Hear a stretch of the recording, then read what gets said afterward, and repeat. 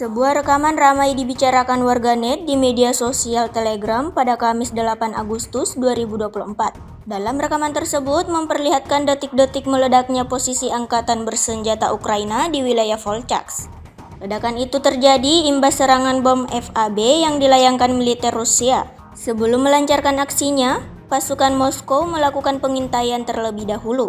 Kemudian tanpa berlama-lama, militer Rusia langsung meluncurkan rentetan serangan brutalnya, menyapu bersih semua titik pertahanan angkatan bersenjata Ukraina. Ledakan dahsyat terjadi disertai kepulan asap tebal. Hingga video ini beredar, beragam komentar dituliskan warganet.